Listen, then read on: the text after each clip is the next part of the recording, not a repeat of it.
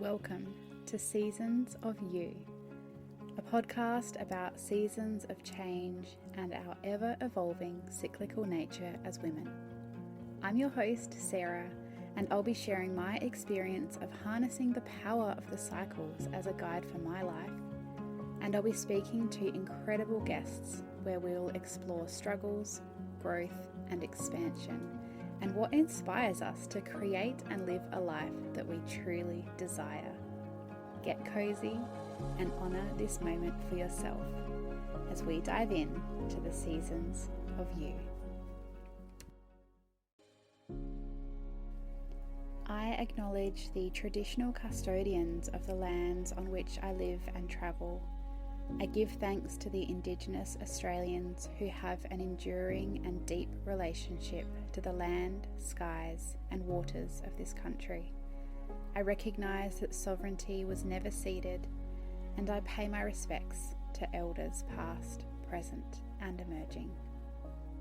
I also give thanks to my maternal lineage, to all the women who came before me, and to all those who came before you. Hi, welcome back to the podcast. Thank you for being here today. I'm coming to you from the lands of the Inangai people. So just wanting to acknowledge them and the traditional lands that I'm on right now. And also acknowledging that I am staying on a station. And so it is with great thanks that I'm able to be here in such a beautiful place. This episode is going to be all about your week by the cosmos. And what I mean by that is that each day of the week is ruled by a different celestial body, so a planet or something like that, that we can use to draw on those different energies and therefore structure our weeks around it and make things feel more easeful, which is what it is all about. So as I said, we're currently staying on a station, and it has been really cool to be on this land and working in exchange for somewhere to stay. It's been a really beautiful sense of exchange, and it's made me think about, how things used to be done and that sense of community, and it just felt really nice for us to be a part of it for a little while. And we've also been chatting to a lot of people in the outback and in remote areas the last few weeks as we've been traveling through, and they're really doing it tough. Like, I know lots of people across the world, across Australia, are doing it tough because of the current economic climate and everything that's going on and all the fear and all the unknown. Like, there's a lot of stuff going on. But I think those who are further out and those who are actually the foundation of our economy, our farmers, like, where would we be without them? They're really having a hard time of it. And I feel like there's so many of them as well who have brought tourism into their businesses so that they can supplement, obviously, having some more income. And most of them in the region of Australia that we're in are seasonal, so they may have only just opened up for the season for this year. And it sort of feels like a lot of them have probably only just been starting to recover from the whole 2020 situation. And now they're hit with everything that's going on now, and people are traveling less. And so, like, their costs have tripled, if not more, because it takes a lot to obviously get things transported out to the middle of nowhere. But then that's twofold because less people are coming out to sort of help offset that, and they're absorbing so much, and I really, really feel for them. So I kind of just want to do a shout out to all the people who live and work in remote areas out in the outback, those who are running businesses, whatever that looks like, and really feeling the pinch right now with the current economic climate. And just for you listening, like, just to remind you of this big picture of when we are really conscious about the choices we make with our money and where we spend our money, what we invest in and who we invest in, it honestly makes a bigger difference than I think you'll ever realize unless you're like sitting there across from the person having the conversation. And obviously, I understand this being in small business, and I've grown up in that. I'm, multiple generations down in small business, and so I really understand it. But I feel like it's really highlighted things for me in traveling through these remote areas, and they are honestly just so grateful that some people are still traveling. And look, there's still lots of people out here, but it's not the level that they typically get at this time of the year as their seasons open. And so I'm just feeling really grateful, and I really want to acknowledge this. I'm feeling really grateful that we have made the decision to keep traveling. Obviously, lots of people are making really tricky decisions right now of what they can and can't do. We've decided to keep traveling, and we are, doing things the way that we kind of always intended. It was intended to be slow. It was intended to get work along the way, but we're doing more things like where we're at right now. We're working in exchange for somewhere to stay, not necessarily a monetary exchange. And that is really supporting the people who are here on the ground trying to run this operation. So I'm grateful that we are able to do that we are able to contribute and support in this way. We get to spread the message of like, if you can travel, if you can still go to these places, please do. And then we are also able to spend our money in places like outback pubs and bakeries and all of that kind of thing, because those are the cornerstones of their community, but they rely on people coming through to help really boost their economy. And if you are nowhere near a remote area or community and you're like, what can I do? Where am I putting my money? It's just that conscious thought. And, whether it's that you purchase something from a small business who, is going to appreciate it so much more. Maybe it's connecting with me and getting some support from me, because that not only helps me to live my dream and be able to guide women in this way, but it means that I can then invest the money into these communities and into these people who are really doing it tough and really, really need people to be coming out and investing in them. So, I don't know, I just felt like I had to say that. That's my project away, looking at a bird's eye view, looking at the big picture and kind of bringing it back to potentially what we all need to hear. Be as conscious as we can. So, enough on that. Could I please ask one little favour before we jump into the episode? Could you pretty please go and hit the review podcast button? I really am just trying to get this into the ears of more women and build my listenership, and reviews apparently really help with that. So I would really appreciate you taking a minute or however long it takes, probably less than that, to drop a little review in. You don't have to write anything, just like hit the 5 stars or whatever. If you're going to write 1 star, maybe this podcast isn't for you, so don't do that and then just don't listen anymore. But please, I would love a little review. And if you are loving it, please come and chat to me on Instagram. I really want to hear from you and what is landing. Let's actually get into the episode. So I was introduced to this concept by the amazing Sam. I will link her stuff in the show notes. She's a human design reader and teacher, and she was the one that did my human design reading all those years ago now, which literally changed my life.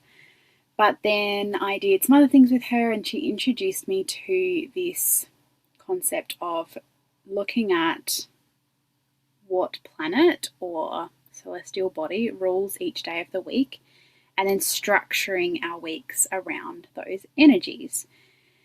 And she really is a huge advocate for this, because as a non-sacral being, so for me as a projector, she's a manifestor, she was the one who was showing me this way of being, and it showed me how to tap into these bigger energies to support me during the week. So being a non-sacral, not having access to consistent energy, is really important for us, especially when we're running households, when we're running businesses. We've got all the things to do. Like, if we can have any little thing that is going to support us to get things done, it's really helpful. And so having a bit of a rhythm to my week based around this has really been amazing. And over the years that I've been using it, it's something that I come back to for business, for home life, for family. I just find it really, really supportive, and it is so simple. I also really just want to note, little disclaimer here, I am not an astro buff. Astrology just goes over my head. Most of the time it makes absolutely no sense to me, no matter how hard I've tried. I've even had an astrology reading done for me, which made more sense because she was specifically talking through my chart and all of those sorts of things, but still lots of it went over my head. One of my best friends is an astro buff, and it's amazing, and I'm always like, okay, but what does that mean? I just cannot seem to get my head around it. But this concept that I'm talking through today is something that has really stuck for me, so I'm very grateful for that. It is a really basic practice, but that's totally my vibe, right? Keeping it simple but having big change. And so, yeah, having practices that are simple but really support us in our real life, because life will life. Things happen, and so if we can have a simple support that will help us, it's like so important. Okay, so let's get into it. Monday. Monday is ruled by the moon. So the themes of Monday are slow, flowing, cleansing and healing. It's kind of an inner focus. It's a day to be in receptive flow. So like receiving whatever it is that is flowing through you, sitting with your emotions, taking note of what no longer serves you. So journaling is a great thing to do on a Monday, even if it's just like writing down whatever it is that comes to your mind. What's that called? Stream of consciousness, I think. Journaling, whatever. It's a great day if you can to carve out some time to be alone in stillness so that you can really connect with yourself. Reflecting, journaling, and I also like to on Mondays set intentions. So I'll do a bit of reflection, like what's not working for me, sit with my emotions, see how I'm feeling, and then set some intentions for the week. And I find that really beautiful. I pull a card as like a theme for the week, and then I do some journaling. And that kind of sets the tone for me for the week. As a family, I have brought in a way of tapping into this. Before we left, my mum bought us a set of conversation cards. And so we've introduced them into our Mondays. So at some stage on a Monday, usually at dinner time, we'll pull a conversation card, and it's, all sorts of topics will come up. And tapping into that energy on the Monday has been a really beautiful way to connect with each other as a family. Tuesday is ruled by Mars.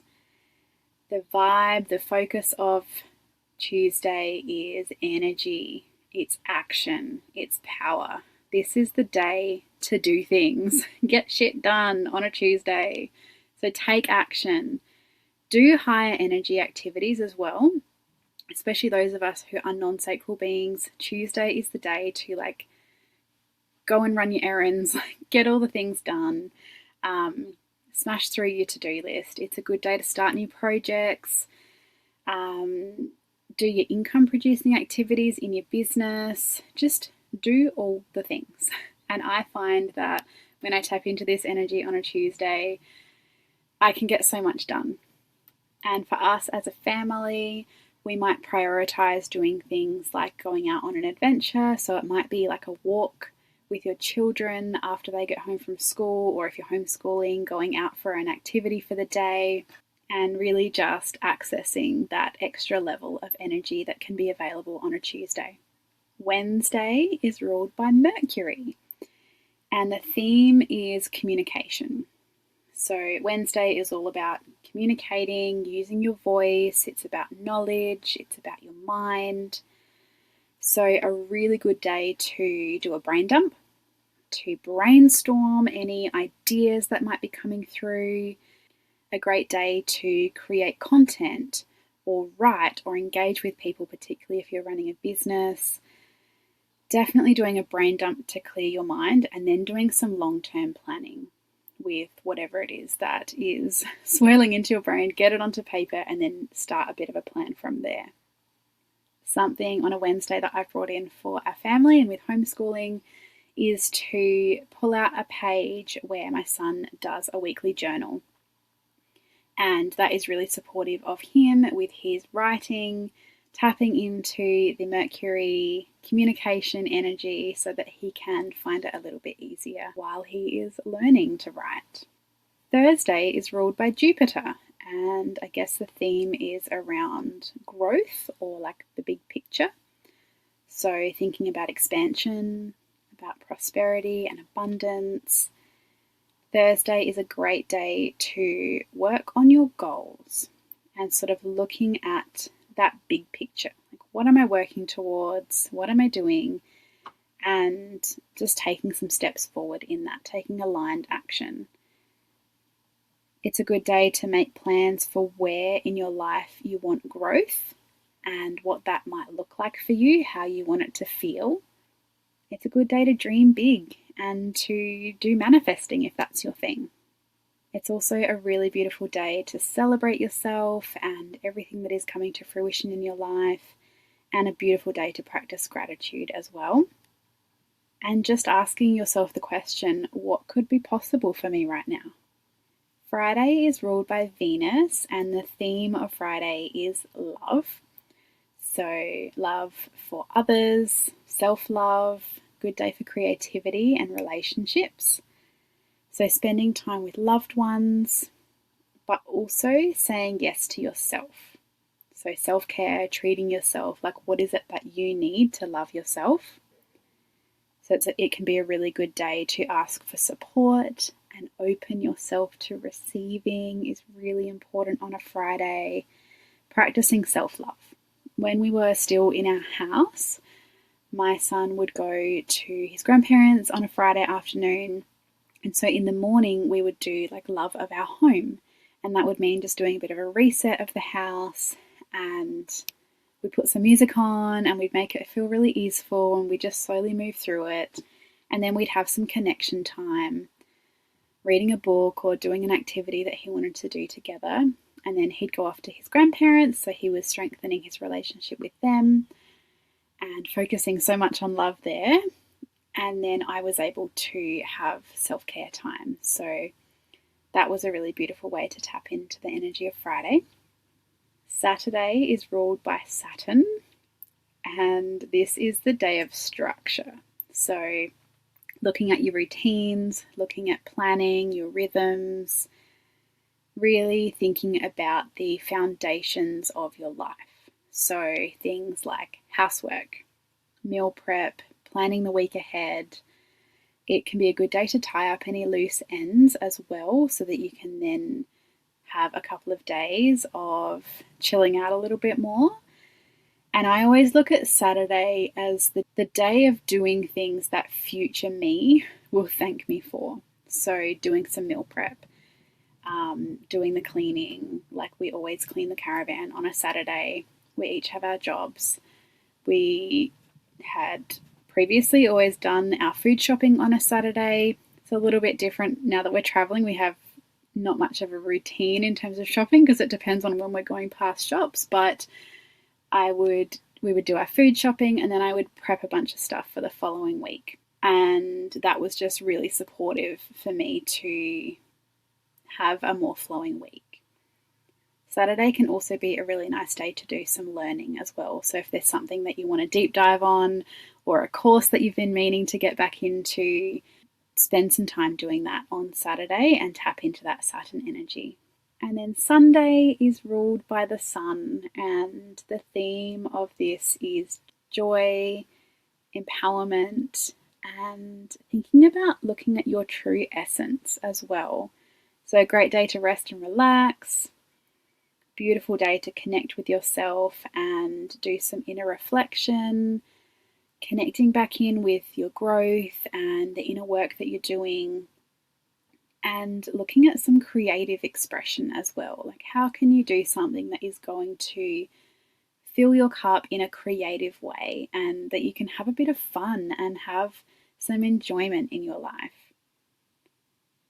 It can be a really nice day as well to ask yourself, are you living by your values?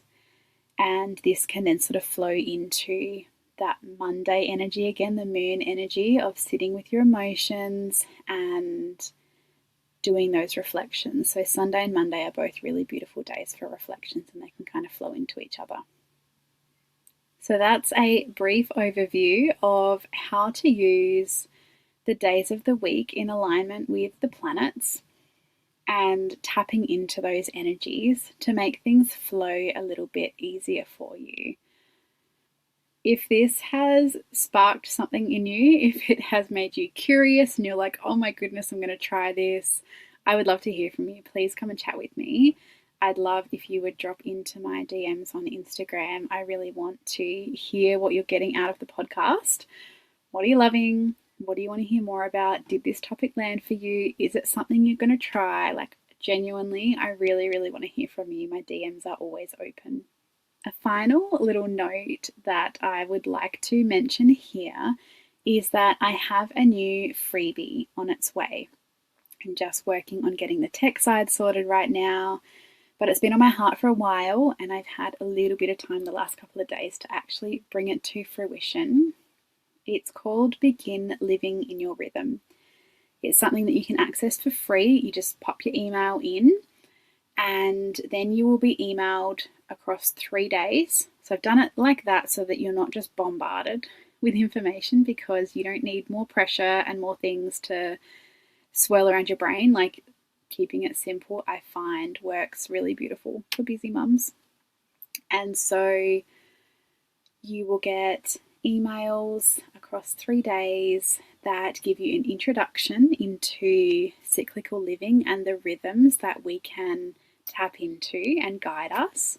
There is a beautiful grounding guided meditation. It is my favorite one to do. It's energetic hygiene and calling your energy back to yourself. And I've also created a really simple cycle tracker as well, which you can use whether you're tracking the moon or the menstrual cycle. And I've kept it really, really simple so that it's not like you need to have this whole big thing that you've got to do every day, but it's going to support you in starting to see your natural rhythm. So it's going to be free. I would love for you to go and access that and let me know what you think of it. Is it helpful? Is it too much? Is it not enough? Like, what do you think about it? It's a beautiful lead into seed as well. So if you're thinking of seed but not really sure whether it's the right kind of fit for you, you could jump into the freebie, and then seed will flow in beautifully for that. So seed is my self-paced, low-cost offer that helps you to find your natural rhythm and gets you started on working with either the moon or the menstrual cycle. I want to invite you into a moment for integration, because consumption of knowledge is great, but where it turns into wisdom is when we reflect and bring it into our own lives. So my invitation here is to reflect for a minute on what's been shared today, and then choose one tiny step you can take to bring those lessons into your life. Take a deep breath and devote yourself to that step today. With my deepest gratitude, I am so honoured that you have chosen to listen to this episode today. Thank you, thank you, thank you. Be sure to check the show notes for any relevant links, references, and resources. A final note that this podcast is a space for sharing personal stories, experiences, and inspiration. It's not medical or professional health advice. By listening, you accept full responsibility for how you choose to take or apply any of the information shared. Take what resonates, leave what doesn't. You are a sovereign being. Always follow your heart and choose what feels best and true for you.